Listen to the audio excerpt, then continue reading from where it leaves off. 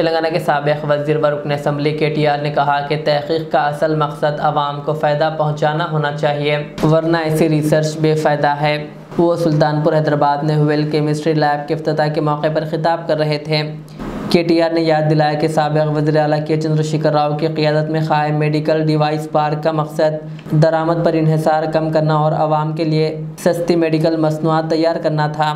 KTR ने इस lab की अख्तराई की तारीफ़ की और कंपनी के कोविड बहरान के दौरान किरदार को सराहा।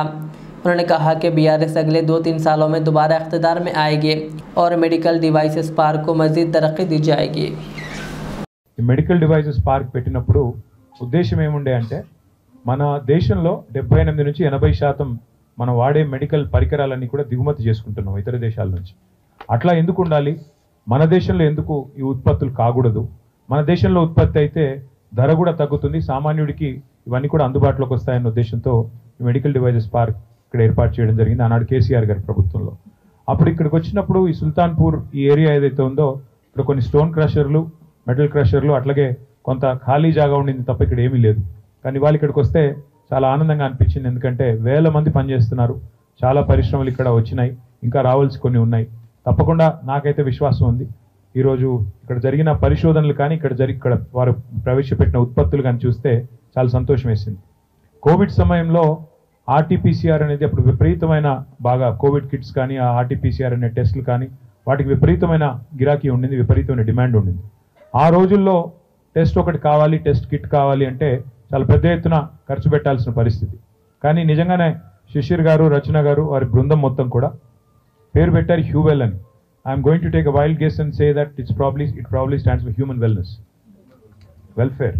సో అట్లాగా నిజంగానే ఆలోచించి 6,000 ఖర్చు అయ్యేదాన్ని ఎంత కన్నారు, 16 రూపాయల 12 రూపాయలకి తగ్గించామన్నారు. అల్టిమేట్గా నిజంగా కూడా KCR గారు ఇప్పుడు మాకు ఒకటే చెప్తుంటారు, సామాన్యుడికి ఫలాలు అందించని పరిశోధన నిష్ఫలం, దానివల్ల వ్యర్థం అని. అంటే టెక్నాలజీ అనేది ఉంటే కూడా, సాంకేతికత ఉంటే కూడా దానివల్ల సామాన్యుడికి లాభం జరగకపోతే అది వేస్ట్ అని చెప్తా ఉంటారు ఆయన. అందుకే ఇవాళ ఇక్కడికి వచ్చి చూస్తే ఒక పోర్టబుల్ RT-PCR కిట్ కానీ అట్లాగే ఈ రకంగా ధరలు తగ్గించి సామాన్యుడికి మేలు చేసే కార్యక్రమాలు ఏవైతే మీరు చేస్తున్నారో, పరిశోధనలు ఏవైతే మీరు చేస్తున్నారో, this is your 10th anniversary. I compliment you, I commend both of you on building a very strong team. I compliment the entire team on this brilliant journey. Wish you all the very best and we will stand right next to you as you forge ahead. మీరు అన్నారు ఇంకో 10 ఏళ్ళకి ఇది అన్నారు. So ఇంకో 2 ఏళ్లలో మేము వస్తాం, వచ్చిన తర్వాత ఇంకా బాగా చేస్తాం. అప్పుడు మేము కూడా కలిసి హైదరాబాద్ని, తెలంగాణని, భారతదేశాన్ని మరింత వేగంగా ముందుకు తీసుకెళ్ళాలి అని మనసారా కోరుకుంటూ నాకు ఈ అవకాశం ఇచ్చినందుకు అందరికీ ధన్యవాదాలు. నమస్కారం. Thank you.